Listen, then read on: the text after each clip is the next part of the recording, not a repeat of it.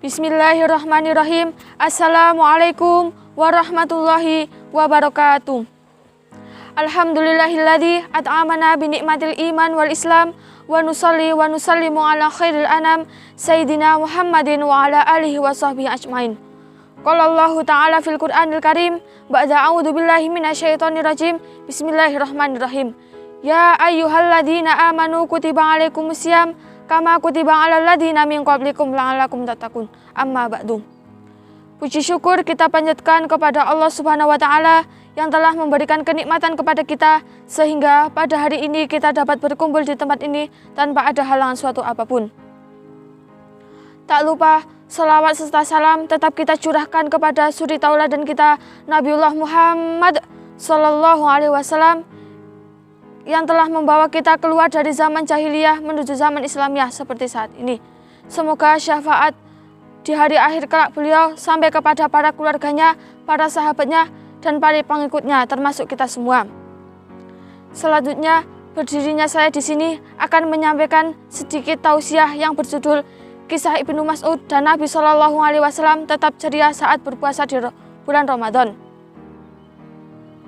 Abdullah bin Mas'ud radhiyallahu anhu berkata, Rasulullah Shallallahu Alaihi Wasallam bersabda, hendaknya kamu di waktu pagi hari puasamu dalam keadaan berminyak dan bersisir, dan janganlah kamu di waktu pagi hari puasamu dalam keadaan bermuka masam. Hadis riwayat Tabrani dan Abu Nuaim. Demi kesempurnaan dan efektivitas ibadah puasa yang dilaksanakan Abdullah bin Mas'ud radhiyallahu anhu, Rasulullah Shallallahu Alaihi Wasallam berpesan kepadanya agar memulai aktivitas ibadah puasa dengan menyembunyikan ibadah puasanya dari orang lain dengan berpenampilan rapi, energi, dan raut wajah yang selalu berseri-seri. Semua itu agar ia dapat lebih ikhlas dan semakin menjauhkan dia dalam melaksanakan ibadah puasa. Abdullah bin Mas'ud melaksanakan puasa ini dengan baik, bahkan ia menyeru kaum muslimin untuk melakukan apa yang menjadi pesan Rasulullah. Menyikapi sebagian sisi wasiat Rasulullah Shallallahu Alaihi Wasallam kepada Ibnu Mas'ud radhiyallahu anhu. Rasulullah Shallallahu Alaihi Wasallam Wasiat Rasulullah Shallallahu Alaihi Wasallam yang ditujukan kepada para sahabat biasanya memiliki latar belakang yang berbeda-beda. Kepada sahabat yang pemarah, Nabi berpesan agar tidak marah dan ia akan mendapatkan surga. Kepada yang dikhawatirkan tidak dapat bangun malam, Nabi berpesan agar witir sebelum tidur. Kepada yang berlebih-lebihan dalam beribadah, Nabi berpesan agar tidak berlebih-lebihan dalam beribadah sehingga dapat menjaga kontinuitas ibadah. Pesan beliau kepada Ibnu Mas'ud untuk menyisir rambut dan memakai wangi-wangian serta menampilkan wajah yang berseri-seri biasanya dilatar belakangi oleh hal tersebut. Di antaranya yaitu yang pertama, kondisi fisik yang berpotensi menjadikan sasaran ejekan orang lain. Secara fisik, Ibnu Mas'ud berpotensi menjadi sasaran ejekan dan bahan tertawaan orang lain karena memiliki postur tubuh yang sangat kecil dan kurus, terutama ketika sedang berpuasa. Ali radhiyallahu anhu berkata, Rasulullah Shallallahu Alaihi Wasallam memerintahkan Ibnu Mas'ud untuk mengambil ranting pohon untuk siwak.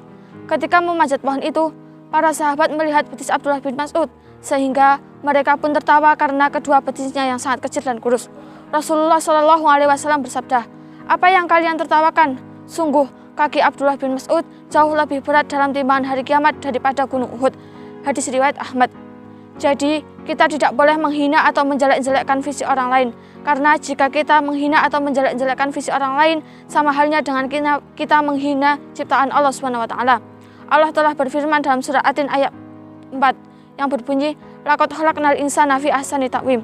Sungguh kami telah menciptakan manusia dalam bentuk yang sebaik-baiknya. Untuk itu, bersyukurlah atas apa yang telah Allah berikan kepada kita, atas apa yang telah Allah ciptakan kepada kita. Karena di dunia ini tidak ada makhluk yang sempurna dan kesempurnaan hanyalah milik Allah semata. Oleh karena itu, Rasulullah Shallallahu Alaihi Wasallam berpesan kepada umatnya agar senantiasa ceria saat berpuasa di bulan Ramadan. Yang kedua, kondisi perekonomian yang miskin. Secara ekonomi, Ibnu Mas'ud adalah seorang yang miskin dan mengalami kesusahan hidup, hingga ia dan anaknya adalah orang yang paling berhak untuk menerima sedekah dari istrinya.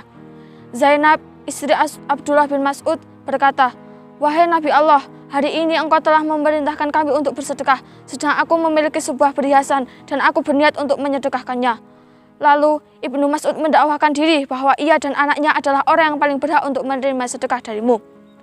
Nabi Shallallahu Alaihi Wasallam bersabda, Ibnu Mas'ud telah berkata benar, suamimu dan anakmu adalah orang yang paling berhak untuk menerima sedekah darimu. Hadis riwayat Bukhari. Kondisi ini bisa jadi penyebab datangnya kesedihan dan kegelisahan berkepanjangan. Kondisi ini bisa jadi penyebab kesedihan dan kegelisahan yang berpanjangan, terutama ketika sedang berpuasa yang diwarnai dengan rasa lapar dan dahaga. Oleh karena itu, Nabi berpesan agar senantiasa ceria saat berpuasa di bulan Ramadan. Yang ketiga, dalam ilmu agama, Ibnu Mas'ud adalah teladan umat. Ibnu Mas'ud menjadi teladan umat dan panutan para sahabat dalam bidang keilmuan dan keagamaan.